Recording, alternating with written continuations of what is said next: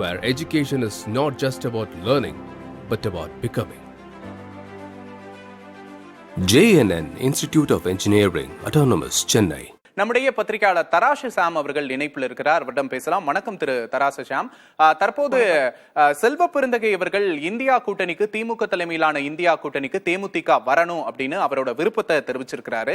இது எப்படி பாக்குறீங்க? சமீபத்தில் திமுக பொதுக்குழுல விஜயகாந்துக்கு இரங்கல் தெரிவித்து தீர்மானம் நிறைவேற்றப்பட்டது. தற்போது மறைந்த முன்னாள் முதல்வர் கருணாநிதியின் பிறந்த நாளையொட்டி பிரேமலதா விஜயகாந்த் புகழாரம் சூட்டி இருக்கிறார் அப்படிங்கிறது முக்கியத்துவம் வாய்ந்த ஒன்னா பார்க்கப்படுது. திமுக கூட்டணிக்கு தேமுதிகவை இழுப்பதற்கான முயற்சிகள் நடப்பதா? நம்மளோட தற்போதைய முதற்கட்ட இந்த காட்சிகளை பார்க்கும்போது நம்மளால புரிஞ்சுக்க முடியுது. இதை எப்படி பாக்குறீங்க? எப்பவுமே திமுக அப்படின்னு எடுத்துக்கிட்டா அதோட கூட்டணி கட்சியான காங்கிரஸ் தான் திமுகவோட எண்ணத்தை முதல்ல வெளிப்படுத்துற ஒரு அமைப்பா இருக்கும். இதை எப்படி புரிஞ்சுக்கிறது?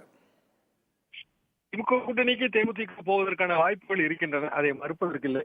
காரணம் என்னவென்றால், அதிமுக கூட்டணியில் ராஜ்யசபா சீட் விவகாரத்திலே அவர்களுக்கு பெரிய அதிருப்தி இருக்கிறது. அதை வெளிப்படையாகவும் பிரேமலதா அவர்கள் கூறிவிட்டார்கள். இத்தனைக்கும் ராஜ்யசபா சீட் எம்பிக்களை அறிவித்து விட்டு தேமுதிக கூட்டணியில் இருக்கிறது 2026 ராஜ்யசபா சீட்.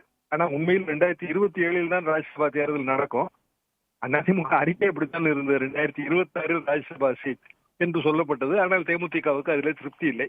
இன்றைக்கு காலையிலே தினமலர் நாளிதழில் ஒரு பெரிய செய்தி வெளிவந்திருந்தது.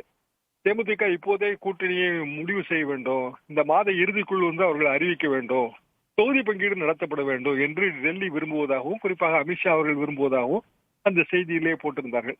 ஆனால் தேமுதிக ஜனவரி மாதம் தான் எங்களது முடிவு என்று ஏற்கனவே அறிவித்து விட்டது. இப்போது செல்வ பெருந்தகை அழைப்பை பார்க்கும்போது நீங்கள் சரியாக சொன்னபடி பொதுவாக திமுக கூட்டணியில் திமுகவின் விருப்பத்தை கூட காங்கிரஸ் கட்சி பிரதிபலிக்கலாம். அப்படியான ஒரு வெளிப்படையான அழைப்பை பார்க்கும்போது தேமுதிகவுக்கு திமுக கூட்டணியில் இடம் தருவார்களோ என்கிற ஒரு ஐயம் வருகிறது. ஆனால் தேமுதிகவுக்கு திமுக கூட்டணியில் இடம் தந்தாலும் ராஜ்யசபா சீட்டுக்கான வாக்குறுதியை திமுக தருமா என்பது என்னை பொறுத்தவரையில் அது சந்தேகமாகத்தான் தெரிகிறது. எல்லாம் போக இன்றைக்கு ஜனநாயகன் படப்பிடிப்பு முடிந்து விஜய் அவர்களோ இன்றிலிருந்து அல்லது நாளையிலிருந்து தீவிர அரசியலில் ஈடுபட போவதாக அங்கிருந்து வருகிற செய்திகள் கூறுகின்றன.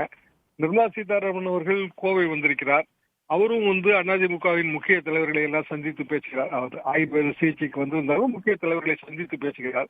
எல்லாவற்றையும் வைத்து பார்க்கும்போது நடப்பு ஜூன் மாதம் என்பது தமிழ்நாடு அரசியலிலே பரபரப்பான திருப்பங்களை கொண்டு ஒரு மாதமாகத்தான் நான் நினைக்கிறேன். நிச்சயமா உங்களோட கருத்துக்களுக்கு நன்றி. Where education is not just about learning, but about becoming.